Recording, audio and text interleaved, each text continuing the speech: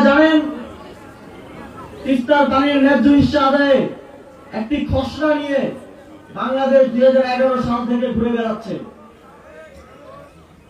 কিন্তু বিগত সময়ে আমরা এমন এক ফ্যাসিবাদী সরকার পেয়েছি যারা শুধু বলে গেছে যে ভারতকে যা দিয়েছে আজীবন মনে রাখবে, কিন্তু ভারত থেকে কিছু আদায় করতে পারেনি। তাদের নতজানু পররাষ্ট্রনীতির কারণে তারা শুধু ভারতে গিয়ে ভারতের প্রধানমন্ত্রীর সাথে ছবি তুলেছে, তিস্তার কথা বলার সাহসটা পর্যন্ত করতে পারেনি। অন্তর্বর্তীকালীন সরকার তার গঠনের পর থেকেই পররাষ্ট্র নীতির ক্ষেত্রে শিরদাঁড়া উঁচু করে দাঁড়িয়েছে এবং তিস্তার চুক্তি বাস্তবায়নে এই অঞ্চলের মানুষের পানির ন্যায্য হিস্সা আদায়ে অন্তর্বর্তীকালীন সরকার মাথা উঁচু করে ভারতের সাথে নেগোশিয়েট করবে।